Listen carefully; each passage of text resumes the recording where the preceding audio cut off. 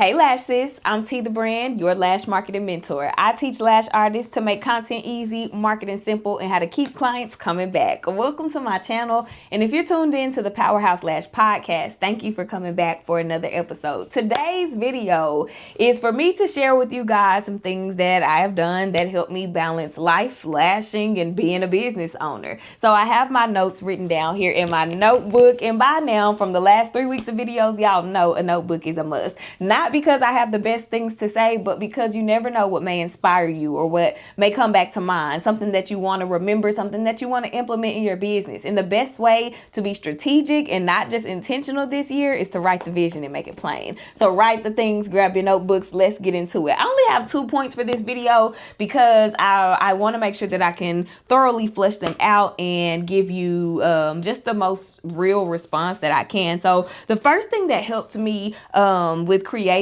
a work-life balance was to only work during my work days and during the work times on my work days. And this included content, it includes and clients. And this is in regard to lashing the clients and responding to clients when they reach out. So I set my work schedule to reflect how I want my life to be. I don't want a busy life. I want a really balanced life. I want a soft, easy, rested life. I want a fun life. And I make sure that I am not working myself into the ground where I don't have energy anymore to pour into my life. One thing that I learned back in 2023, and this was me learning it, hearing it, learning it, seeing it, but I wasn't really able to learn it and grasp it until maybe 2025. But when I am not okay, the business is not okay.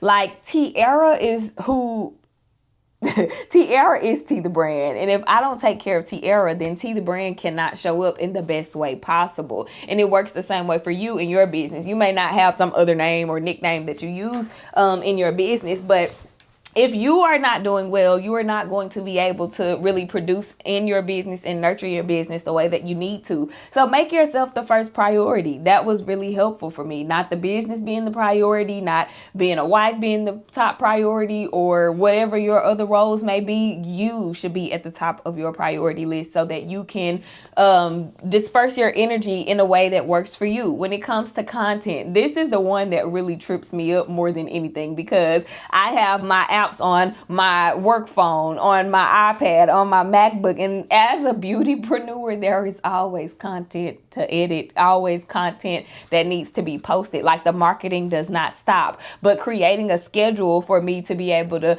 do those things, do the editing, do the posting and the scheduling. I am trying to be better at doing it at that allotted time. Does it always work? No, because different things in life pull me in different ways. Yeah, I may have one thing, may have things on my schedule for the day, but if something else comes up that is more important, that needs my attention, now I have to shift to do that thing, but I still have to get the work done at some point. So sometimes it does kind of cross over. I'm not a fan of that, but I always feel accomplished and happy when I'm able to get the things done. But the main priority is to not work when I'm not supposed to be working. I do not take squeeze-in appointments. Squeeze-in, some people consider squeeze-ins like, oh, I have 6 clients today and a 30-minute lunch break. Let me see if I can squeeze somebody in for this field during my lunch break. No, that's not a squeeze in. I don't even know what to call that. What I would consider a squeeze in are appointments before or after your set work hours. I don't take those anymore. Just mainly because when I have worked for the day, I'm done for the day. And yes, I want to be able to make the additional money, but what's more important than money is me. You know what I'm saying? So I don't do that. Also, when it comes to clients texting like on the weekends or on Mondays, which is an off day for me, I don't respond to those text messages. Do I see them? Yes. Is it hard to not respond? Sometimes, yes. But I have to remind myself, you have business hours, and those business hours aren't just for clients to be booked or for clients to communicate. It's for you to adhere to as well, for me to adhere to as well, and respond when it's time for me to respond, or respond during work hours, because that response may shift my brain from, okay, I'm just chilling right now, to, oh, I remember I needed to do this and to do that, and now I'm doing things that were supposed to be for another time, which is now bothering the balance in my between life and work. So making sure that I'm only working during the work days, that's something that's huge. And then the next point that I have is I wrote down the mountain. That's what it says.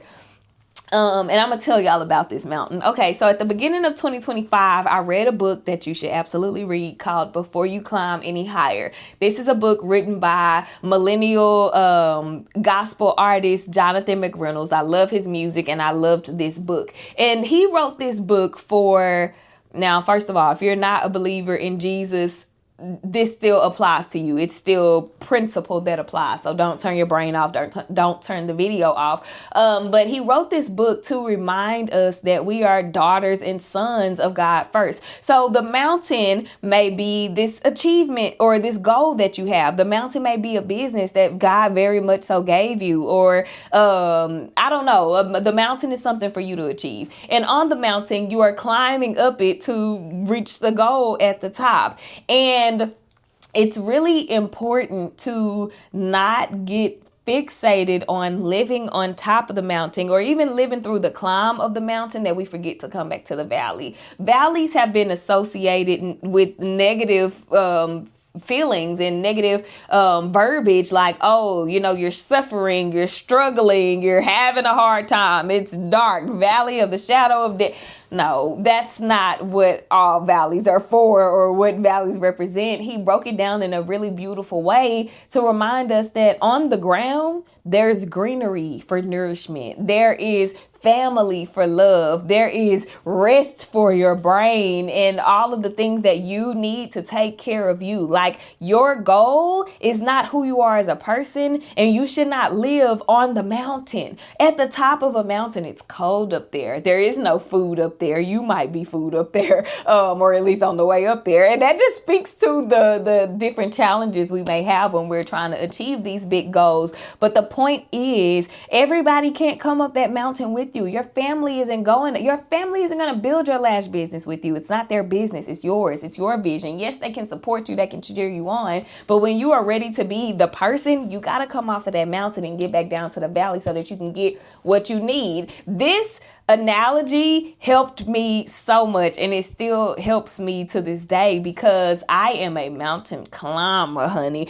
I want to achieve the things, and it's just taught me how to pace myself going up, because it can definitely lead to burnout. Trying to achieve the goals, all of the work that it requires, all of the brain power and capacity that it requires, the physicality of being a lash artist, what that requires, the disappointment from not seeing the results that I want when I want them or when I felt like they should have come, or because they don't come at all. I don't achieve every goal that I set. That's real to share, because they just don't come to pass. They just don't work out the way that I want all the time. And that's fair. That's life. But I cannot survive as a human always trying to achieve something, always trying to do whatever, being isolated. So like I said, that's a great book to read before you climb any higher. And it's taught me a lot about how to create work-life balance. And work-life balance is real. Another practical thing that I've done was separate my business and my work phone. My personal phone, or my business and my personal phone. My personal phone, nothing business related is on it.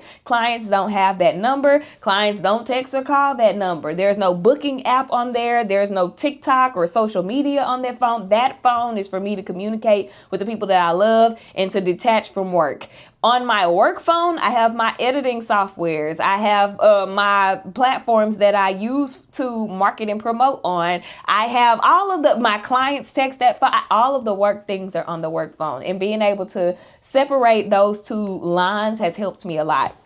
And it's helped me for a long time. Before I had two separate phones, I had two separate lines on one phone, and I did this by way of using Google Voice. If you are giving your clients your personal number and you know that you need some work-life balance, because when you see that text message come to you, just want to reply to it because it came through, I strongly encourage you to pull out a computer, a laptop, a MacBook, whatever, but it cannot be a phone or iPad. Type in Google Voice and go through the process. It's a very short, quick, easy process for you to set up a number on your phone that is linked to an app that you will have on your phone. And anytime any business calls come through the phone, anytime any business text messages come to the phone, they go to that app. Of course, you get a notification in the app, and you can choose to open that app and work in that app, respond respond to whatever, answer whatever phone calls based on your work schedule. But I think that's a great way to, you know, again, create some balance, create some distance between who you are and what you do.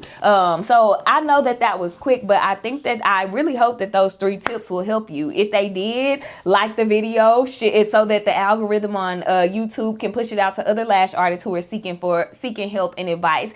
If you have any questions, drop them in the comments. I'm always happy to answer. Turn on your bell notification button so that you know every time I share new gems on the channel, and I will see y'all in the next video.